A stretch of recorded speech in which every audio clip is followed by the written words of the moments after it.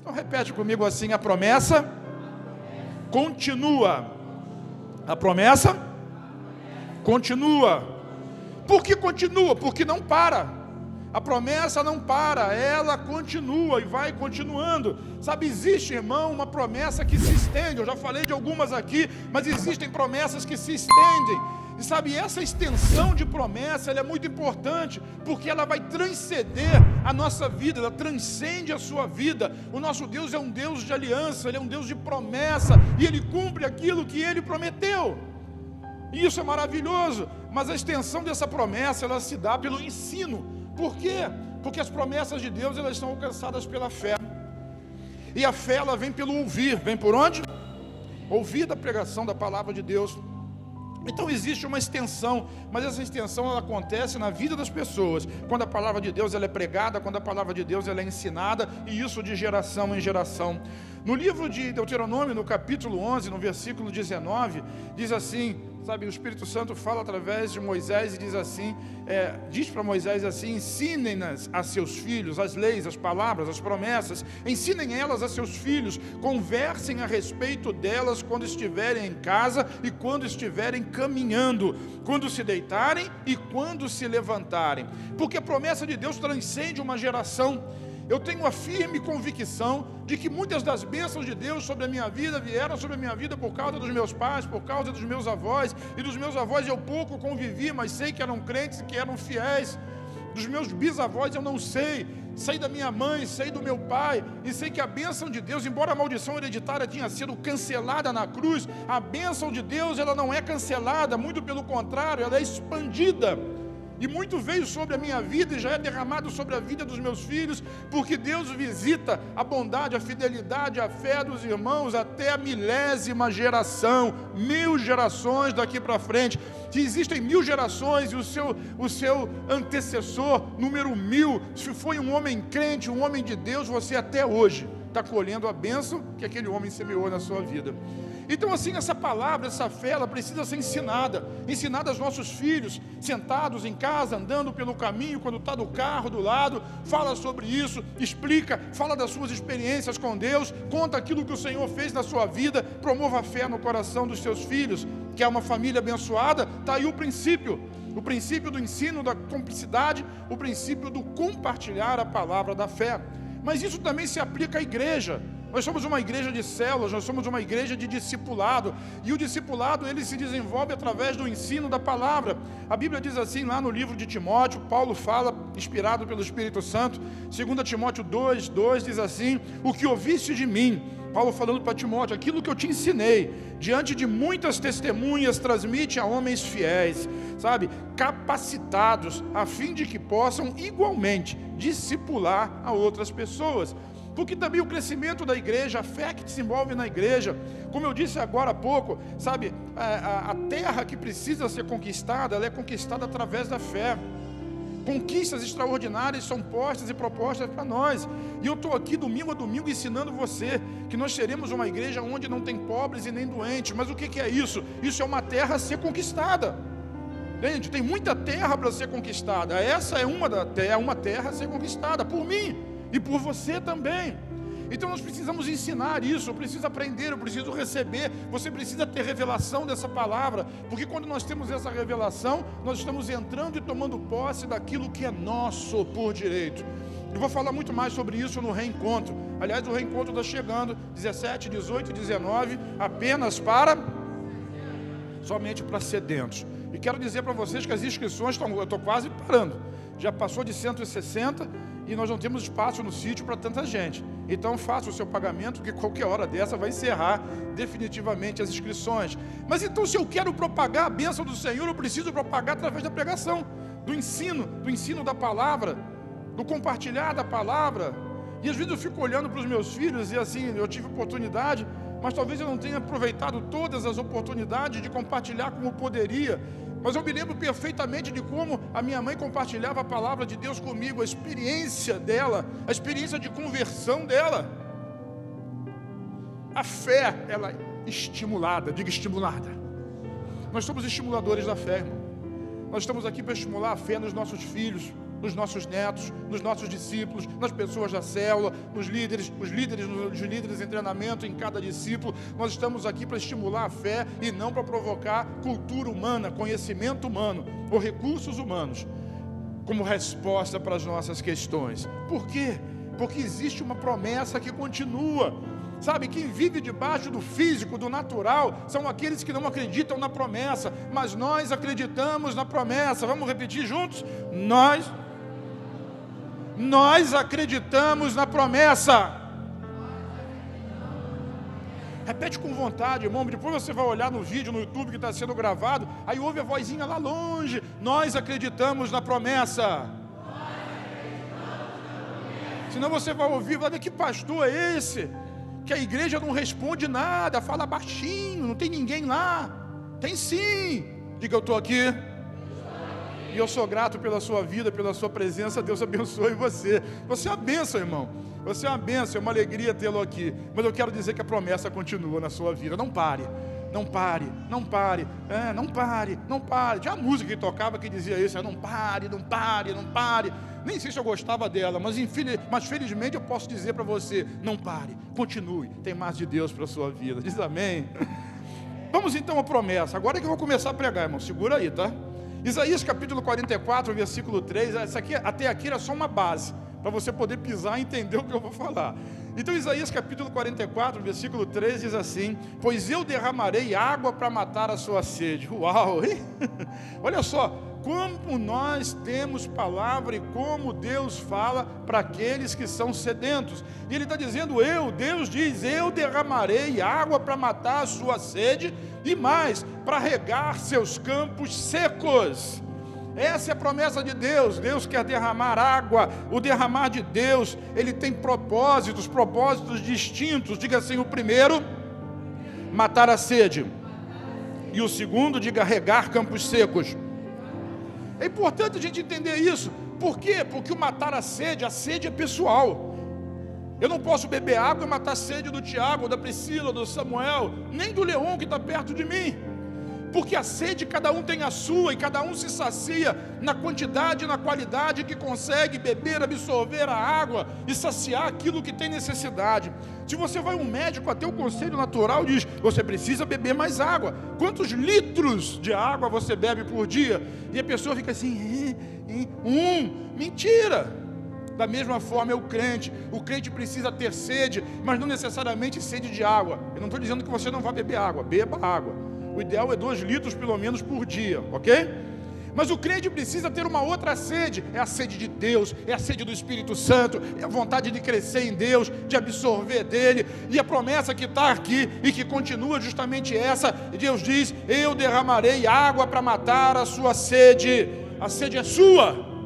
Eu queria ter sede por você, mas não posso. Então tenha sede e beba da água de Deus. A segunda questão são os campos secos. Regar campos secos. Vamos repetir? Regar campos secos. Seus campos. Aí está falando dos seus campos, que pode ser o quê? A sua família. Quantas pessoas têm famílias que são campos secos? O diabo dançou, tripudiou, tomou posse. E quando a gente diz que o diabo dançou, tripudiou,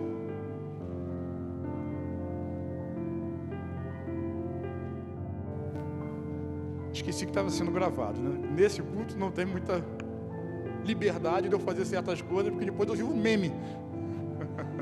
Vou virar meme por aí. Quando o diabo tripudia e dança sobre você,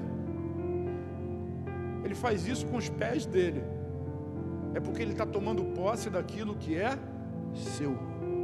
Por isso que tem muita terra para ser conquistada e nós precisamos tomar posse daquilo que é nosso.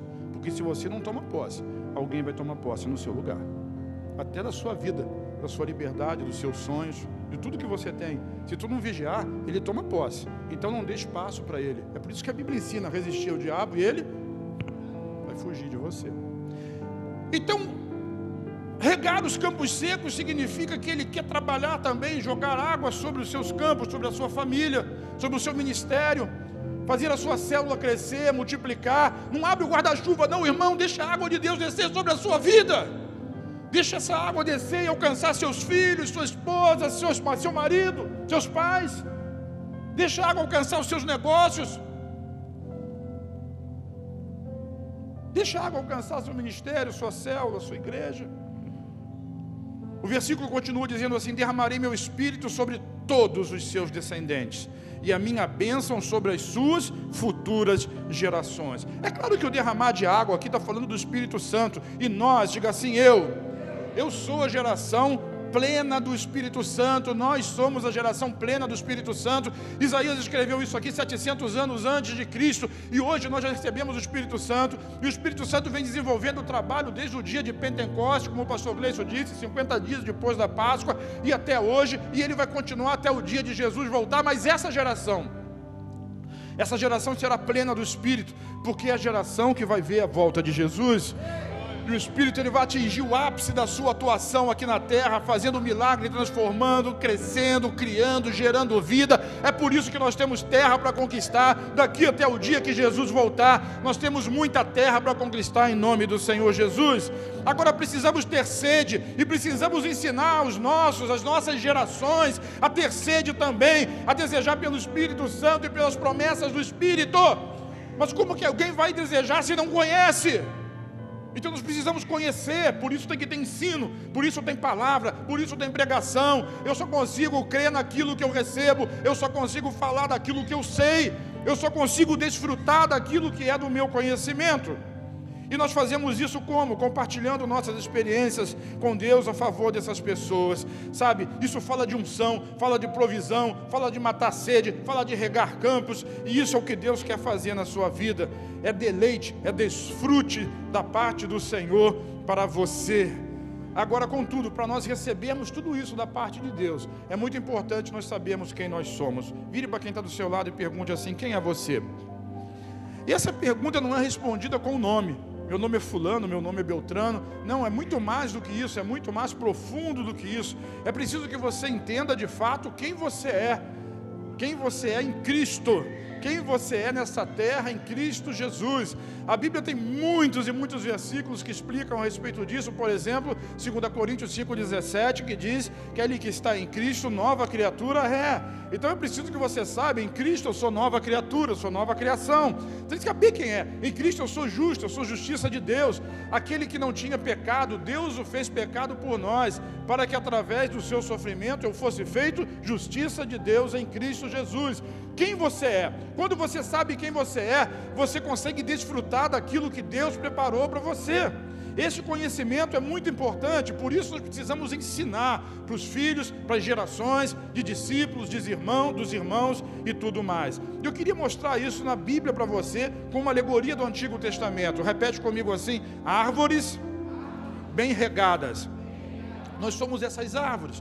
O Salmo 1, no versículo 3, diz assim: ele é como a árvore plantada à margem do rio. Vamos trazer isso para o pessoal, diga assim: eu sou como uma árvore plantada às margens do rio. Eu sou como uma árvore plantada às margens do rio. E mais, que dá seu fruto no tempo certo, suas folhas nunca murcham, e ele prospera em tudo o que ele faz. Não é uma promessa isso? Pergunta para quem está do seu lado: é uma promessa? É? É. Para quem é essa promessa? Se você ler o versículo 2, é para aquele que medita na palavra de Deus e na sua lei, nas ordenanças, nas promessas, faz isso de dia e de noite. Ele diz assim: essa pessoa é como uma árvore plantada. Já botou lá? Salmo 1:3. Então esquece lá. É como uma árvore plantada junto à corrente de água. Diz assim: eu sou. Mas para a gente entender bem isso, é preciso a gente fazer uma comparação. E o versículo 3 do Salmo 1 se compara ao versículo 1, que você conhece bem. 1:1 diz assim: bem-aventurado é aquele que não anda segundo o conselho dos ímpios, não se detém no caminho dos pecadores, nem se assenta na roda dos escarnecedores. E eu não queria aqui nem me ater ao pecado, a malignidade do pecado sexual, da mentira, da fofoca, do roubo e dessas coisas, embora tudo isso seja pecado e seja repugnante aos olhos de Deus.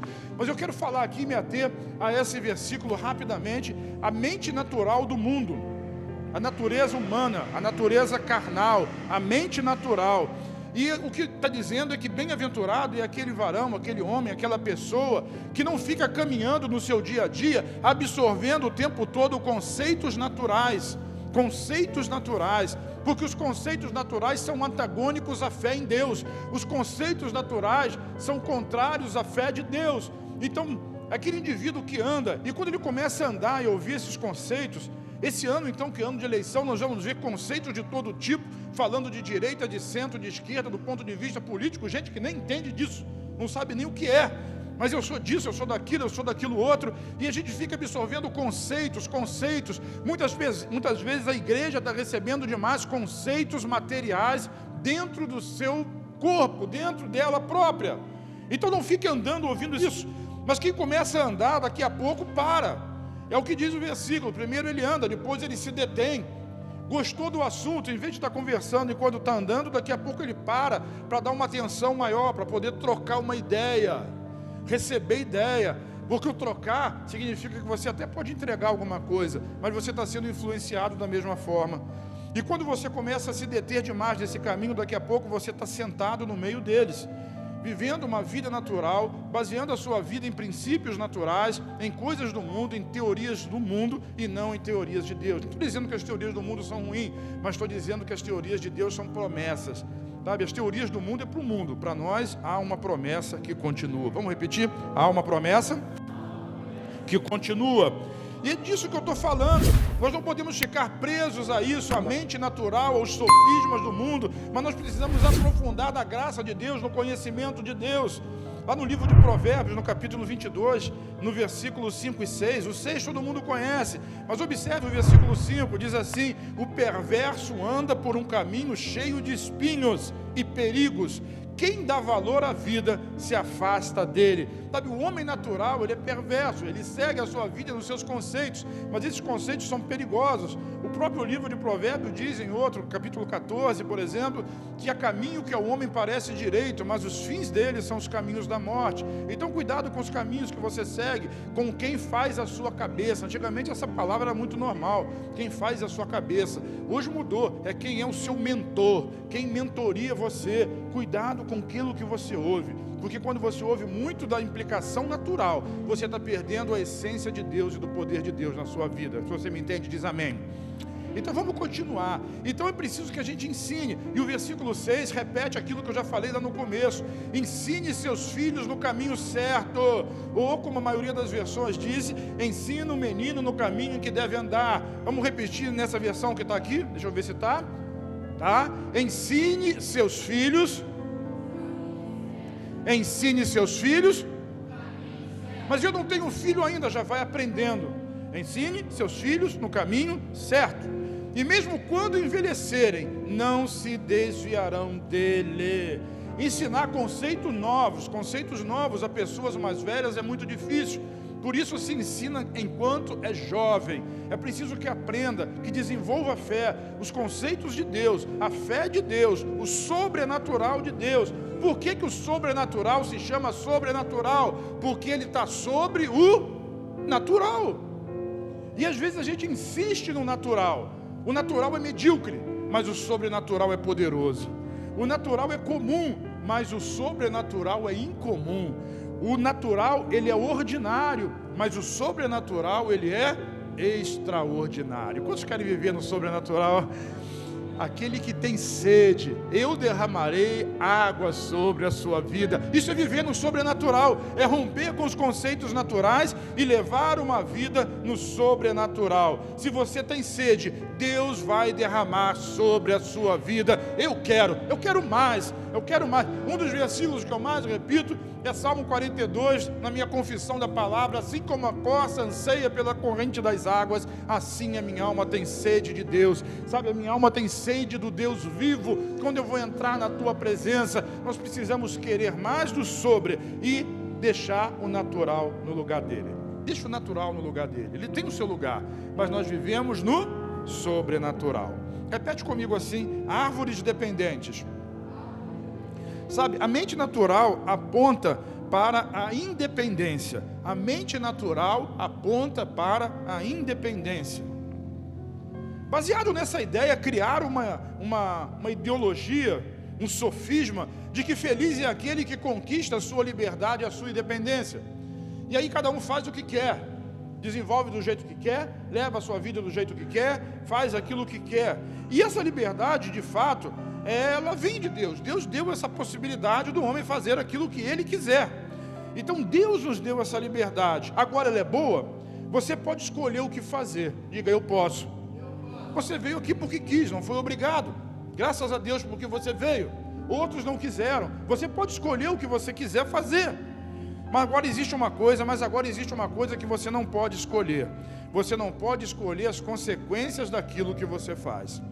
Eu escolho o que eu faço, mas a consequência eu não posso escolher. Eu posso escolher botar o dedo na tomada, mas eu não posso escolher não levar o choque. Eu posso escolher encostar a mão em algo quente, mas eu não posso escolher não me queimar. Sabe, nós temos a possibilidade das escolhas, mas é muito mais proveitoso nós sermos dependentes ou escolhermos com liberdade, de acordo com a promessa, de acordo com a palavra. É disso que eu estou falando. São as águas derramadas sobre a nossa vida, é fazer a escolha baseada na promessa e na palavra de Deus. Olha só como é que isso se aprofunda no livro de Jeremias, no capítulo 17, no versículo 7, no versículo 8, diz assim: feliz é quem confia no Senhor. E quando a gente olha essa palavra feliz, em outra versão vai dizer bem-aventurado. Em outras versões tem a melhor tradução que diz abençoado. Quantos abençoados eu tenho aqui nessa noite? Qual é o antônimo de abençoado? Amaldiçoado. Ninguém gosta dessa palavra, né? Não gosta. Nós gostamos do abençoado. Seja você uma bênção. Mas quando o indivíduo não é uma bênção, ele pode ser uma maldição. Mas o que a Bíblia está dizendo, o que o Espírito Santo está dizendo, é que abençoado é o homem que confia no... Quem é abençoado? Aquele que confia no Senhor. E às vezes a gente confunde os conceitos de abençoado pelos conceitos daquilo que nós estamos vendo. A gente acha que toda pessoa que tem riqueza, que é próspera, ela é abençoada. Não é. Muitos estão se matando, estão tirando a vida, porque perderam a esperança, perderam o norte, perderam a direção. A bênção não está ligada a ter muitos recursos financeiros, a ser bonito, a ser isso, a ser aquilo. A bênção de Deus não está ligada àquilo que se vê. A bênção de Deus está ligada àquilo que não se vê. Pelo menos a princípio. Mas você desfruta de algo maior e de algo sobrenatural. Então, abençoado é aquele que confia no Senhor, cuja esperança é o Senhor. Cuja esperança é o Senhor. E essa pessoa, ela é comparada, como no Salmo 1, a uma árvore plantada junto ao rio, com raízes que se estendem até as correntes de água. Esse tipo de pessoa que tem as raízes plantadas, o alicerce plantado, ou seja, a posse da terra plantada nesse local, ele não se incomoda com o calor, porque o calor vem, irmão. A dificuldade vem, o problema vem, a dificuldade, a tristeza, a circunstância, mas nós não nos incomodamos com isso, nós vamos vencê-los. Por quê? Porque a nossa raiz, ela vai se estendendo até os rios de Deus, aonde vêm as águas dos rios de Deus. Essa é a promessa, e a promessa que nós precisamos desfrutar e aprender a desfrutar dessa, essa é a alegoria. E diz assim, suas folhas continuam verdes. Vamos repetir junto essa frase? Eu acho que essa folha está ficando amarela. Vamos tentar de novo? Suas folhas.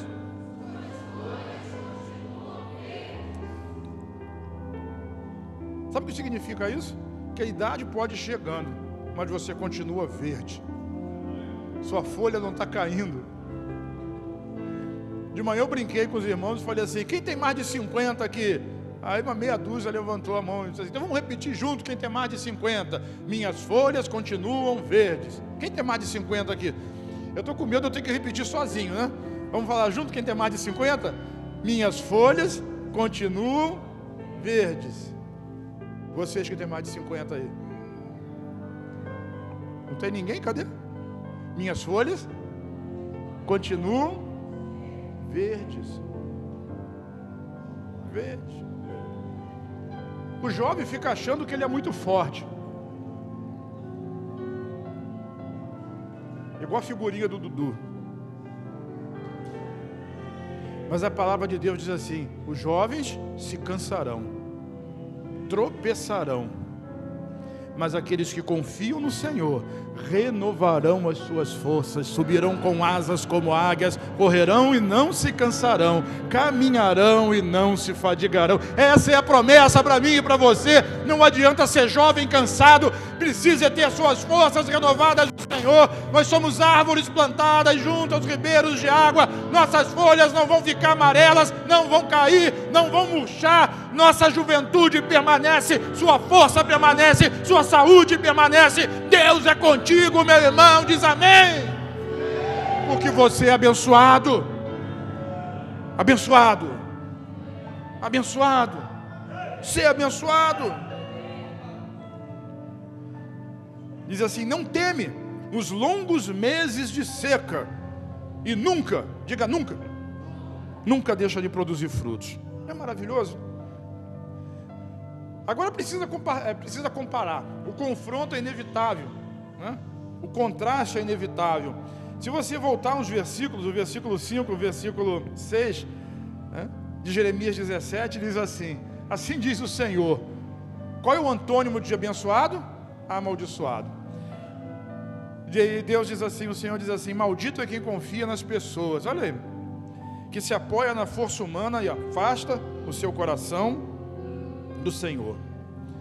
E não estou dizendo que maldita é a pessoa que confia no amigo, que confia no irmão, mas se a palavra que o irmão, que o amigo te diz, até seu pai, até seu filho, sua mãe, sua esposa, ela for contrária à palavra de Deus, cuidado, porque isso pode levar você à perdição, pode levar você a muito problema. Eu lembro de Abraão, né? Abraão queria muito ter um filho, tinha uma promessa. Abraão tinha uma promessa? Tinha, né? Tinha uma promessa que continuava, e essa promessa dizia que ele ia ter um filho, mas ele estava ficando velho, já estava chegando nos 80, nos 90, e um dia ele recebeu um conselho natural da sua esposa. Disse assim: está aí a minha serva, dorme com ela, tem relação sexual com ela e tem um filho. Teve um filho? Teve, mas aquele filho era uma bênção? Não. Então cuidado com o conselho que você recebe, às vezes de uma pessoa da sua intimidade, mas não é um conselho da palavra de Deus. Por isso, maldito aquele que confia no homem, confia nas pessoas. E hoje em dia, então, se confia em tudo, né? Hoje nós vivemos a geração das fake news, e as pessoas vão consultar o horóscopo. Ainda tem gente, eu fico surpreso com isso. Ainda tem gente que consulta o horóscopo. Gente, é claro que tem, né? Mas tem crente que consulta o horóscopo. Gente, aí é lógico que vai ter. Mas isso não é de Deus. De Deus é astronomia, não astrologia. Depois o Leão explica para você a diferença. Sabe, confia no Senhor, para de ficar confiando nas bobagens dos homens, que são frutos do pensamento, da filosofia, sabe, da experiência humana. Existe algo de Deus para a sua vida. Maldito é quem confia nas pessoas, quem apoia a sua força na força humana e afasta o seu coração do Senhor. É como um arbusto solitário no deserto. Olha o contraste aí. Você pode ser uma árvore plantada junto a ribeiros, mas você também pode ser um arbusto solitário no deserto. Já viu uma árvore frondosa num lugar perto de água, numa floresta? Lindo, maravilhoso. Mas quando você atravessa o deserto, eu já atravessei algumas vezes o deserto da Judéia, deserto no Negev, deserto do Saara. Quando você vê um arbusto seco ali, a sarça que Moisés encontrou no deserto, aquilo é muito raro, é uma planta solitária. Você não é uma planta solitária no deserto dessa vida, você é uma árvore plantada. Você não nasceu espontaneamente, não nasceu fruto do acaso, irmão, amigo. Você não é fruto do acaso, você é fruto do planejamento de Deus. Deus sonhou com você. Lá no Salmo 139, o Espírito Santo fala através de Davi: antes que eu fosse, antes que eu existisse, antes que eu fosse um corpo formado no ventre da minha mãe, o Senhor já tinha me escolhido. E a história de Davi é emblemática. Por quê? Porque no dia da unção, o seu pai se esqueceu dele, mas o Senhor não se esqueceu. Está faltando alguém, nenhum desses é ungido. Falta alguém? Falta o mais novo. Deus não vai sentar à mesa enquanto você não chegar com ele, porque você é árvore plantada junto aos ribeiros, sabe? A sua folha não vai murchar, sabe? Os seus frutos vão continuar. Isso é impressionante. Porque a gente vive tempos de crise. Aliás, desde que eu nasci, a gente vive tempos de crise. Todo mundo diz isso o tempo todo. E tem gente aproveitando para ganhar dinheiro no tempo da crise. Sempre tem. As trevas estão lá fora. A promessa é que na sua casa vai brilhar a luz do Senhor. Não há crise. Mesmo no tempo de calor, suas folhas não vão murchar, porque as suas raízes, elas se estendem até o ribeiro, até o rio, aleluia. As suas raízes se estendem até o rio de Deus. Você não é um arbusto solitário no deserto, sabe? Esse não tem esperança alguma, habita em lugares desolados e estéreis, uma terra salgada, onde não vive ninguém. Mas você não, você é feliz, você é abençoado, porque você confia no Senhor. Você está tomando posse a cada dia das promessas de Deus na sua vida, sabe? A sua esperança está no Senhor. Você é como árvore plantada junto ao rio, com raízes que se estendem até as correntes das águas, não se incomoda com o calor, e suas folhas continuam verdes, não teme os longos meses de seca, nunca vai deixar de produzir frutos. Esse é você, diga: esse sou eu, diga de novo: esse sou eu. Quando vier o calor, as suas raízes vão proporcionar tempo de refrigério, você não vai murchar, você vai continuar. Uma vez os reis de Israel, de Judá e de Edom saíram juntos para uma batalha, e eles não calcularam bem, porque o estrategista de guerra, a força humana, não calculou bem como deveriam fazer para enfrentar aquele inimigo, e eles seguiram pelo caminho do deserto durante 7 dias, e no 7º dia acabou a água. Imagina 3 exércitos bebendo, homens de guerra, bebendo, não tinha água. E o rei de Judá, que se chamava Josafá, ele chama o rei de Israel, que era o comandante daquela tropa, daquela unidade de reis, e diz assim: não tem um profeta aqui? Não tem um profeta? E o rei de Israel diz assim: tem um profeta, é Eliseu, mas ele nunca fala coisas boas ao meu respeito. Sabe, o profeta, ele não fala coisa boa nem coisa ruim, ele fala a palavra de Deus. O profeta do Antigo Testamento, ele dizia: cuidado, a ira de Deus está sobre você, porque você não cumpre a lei. O profeta do Novo Testamento, cuidado com o que você ouve. O profeta do Novo Testamento, ele prega a graça do Senhor, ele prega o amor de Deus, o constranger pelo amor, não no mérito da pessoa, mas no mérito de Jesus. Esse é o profeta do Novo Testamento. Depois eu ensino mais isso para você. Traz lá Eliseu, e trouxeram Eliseu. Eu não sei como é que Eliseu chegou no meio do deserto. Acho que devia estar por ali, né? Sei lá. Mas chegou Eliseu. E quando Eliseu botou os olhos e viu o rei de Israel, diz assim: eu não quero falar com você, não tenho nada com você, incrédulo, infiel. Esculachou o cara. Mas ele olhou melhor e viu Josafá. Sabe, tem um homem de Deus. No meio daquele deserto, tinha um homem que as raízes dele estavam firmadas e se estendiam até os ribeiros de água. E Eliseu olhou para ele assim: por causa de Josafá, eu vou atender o seu pedido. Fala o que você quer. Consulta o Senhor se nós devemos continuar nessa frente de batalha, porque nós não temos água e o povo vai morrer de sede. E Eliseu, ele estava na carne. Às vezes a gente chega na carne, a gente se aborrece por uma situação.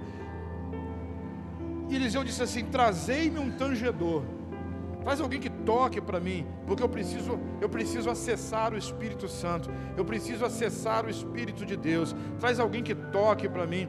E trouxeram um arpista, ele começou a tocar, e o Espírito Santo entrou na vida ali de Eliseu, ele foi cheio do Espírito, e ele disse para eles assim: cavem cisternas, muitas cisternas no deserto, vocês não vão ver chuva. Sabe, a mente natural poderia pensar assim: Eliseu, que veio antes de Elias, ele fez chover. Talvez Eliseu também faça chover. Não, Eliseu disse assim: não vai chover, agora vocês vão cavar cisterna. Sabe o que significa cavar cisterna? Diga assim: passo de fé. Para que eu vou cavar cisterna? A mente natural pensa assim: para quê? Não vai chover, não tem nenhuma fonte de água aqui. Cisterna não brota água, cisterna guarda água. Mas Eliseu disse: cavem cisternas, muitas, quantas vocês puderem. Imagina soldado deixando a espada e pegando enxada, deixando a lança e pegando picareta, cavando cisterna. Porque assim diz o Senhor: amanhã essas cisternas estarão cheias de água e todo o povo vai beber. Não teve erro, eles cavaram as cisternas. Sabe, às vezes o que a gente precisa é dar o passo de fé, é ter sede. Porque quem manda a água é Jesus. Quem manda a água? Quem tem sede, vem a mim e Ele manda a água. Cava a cisterna. Talvez hoje Deus esteja desafiando você a cavar algumas cisternas. Todo mundo dormiu, e quando o dia amanheceu e o sol nasceu, o sol refletia o brilho nas águas. Não tinha chovido, não teve orvalho, não tinha nada, mas as águas de Deus brotaram na terra seca. Assim eu quero declarar sobre a sua vida: pode ser que não chova, mas as águas de Deus vão brotar sobre a sua casa, vão brotar na terra seca. Assim diz o Senhor de Israel: pois eu derramarei água para matar a sua sede e regar os seus campos secos, derramarei do meu espírito sobre os seus descendentes e a minha bênção sobre as futuras gerações. Quem crê nessa palavra diz amém. Diga: eu creio. Então fica de pé comigo em nome de Jesus. Sabe, tem uma palavra na Bíblia, no Salmo 125, que diz assim: aqueles que confiam no Senhor são como o monte de Sião. Aí fora pode ter terremoto, pode ter maremoto, pode ter guerra, pode ter problema, mas eu confio no Senhor. Eu estou sustentado pelo Senhor. Eu sou sustentado pelo Senhor. O Senhor é que me sustenta, o Senhor é que firma a minha vida. Os meus alicerces, as minhas raízes estão firmadas no Senhor. Hey. E continua, vocês já cantaram hoje: como em volta de Jerusalém estão os montes. Sabe, você, diga eu. Vamos visualizar isso? O que a palavra ensina é a visualização. Assim como Deus disse para Abraão: quantas estrelas? Deus está dizendo para você hoje: veja-se como um monte. O monte não se abala, o monte permanece, ele está consolidado, ele está solidificado. Veja você como um monte, é isso que a Bíblia está dizendo. Você que confia em mim é como um monte de Sião, que não vai se abalar. Os outros montes se abalam, mas o monte de Sião, o monte de Deus, esse não se abala. Ele é cercado. Ali tem o Monte Moriá, ali tem o Monte Caveira, tem o Monte das Oliveiras. Ele é cercado de outros montes, mas ele não se abala. Deus não permite que você se abale. E vai continuando. Essa canção continua, né? O Salmo também continua. Diz que a autoridade, o poder, o domínio estão nas mãos do Senhor. Você não é abalado, porque você está na mão dele. Agora veja-se nas mãos de Deus. A Bíblia diz que a sua mãe pode se esquecer de você, contudo o Senhor jamais se esquecerá de você. O seu nome está gravado na palma das mãos dele. Ele não vai esquecer de você. Veja-se nas mãos do Senhor. E quando a canção vai terminando, diz assim: dobre os joelhos, ergam as mãos, sinal de rendição. Quando a polícia chega, diz assim: de joelho, mão na cabeça, se rende. Deus espera a mesma coisa, que você confie nele. Dobre os joelhos, ergam as mãos, porque você, o seu lugar é nas mãos do Senhor. Quantos confiam no Senhor nessa noite? Glória a Deus.